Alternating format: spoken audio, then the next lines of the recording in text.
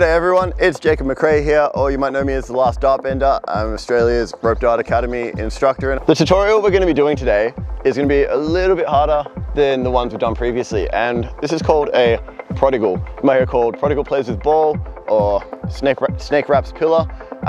Usually I just talk about them as a Prodigal. It's going to look like this.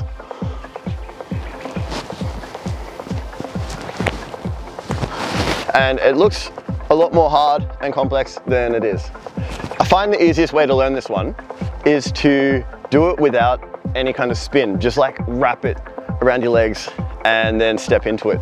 So what we're gonna do, we're gonna hold the dart just like this. We're just gonna put it on the ground. I'm gonna bring that lead leg around it. So it's coming behind my leg. I'm gonna use my lead hand. It's currently hooked over my thumb. I'm gonna bring that down and pick up the rest of the rope on the other side with my fingers. So on this side, I got my thumb, and on this side, I got my fingers. Now what I'm gonna do, I'm gonna bring my ankle leg, I'm gonna bring that around behind me, put it on the ground, and scoop up the rope. So it comes behind the rope. I'm gonna put it behind the rope, not in front, I'm putting it behind the rope, I'm gonna bring it around. Yeah, and you might already be able to feel what we're gonna do.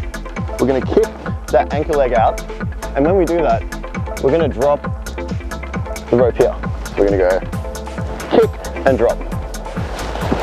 If we do that when it's spinning, we're gonna start by spinning the rope, wheels going forwards.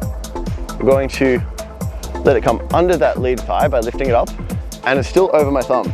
So it's really helpful to have your hand on top of the rope when we do this, because you want to drop it and have it on your thumb. On your thumb. When it comes over, we're going to use those 4 fingers to catch it. There you go, grab. There you go. Wheels going forwards, under, and grab.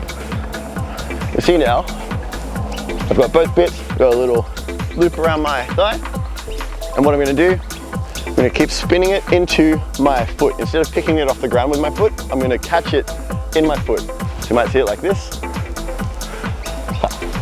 See, just on the top of my foot, along here. And when it's spinning into my foot, you'll feel there's a bit of pressure before it starts to swing back. That's your moment, that's your time to kick. So it spins into my foot, and I'm going to kick it out.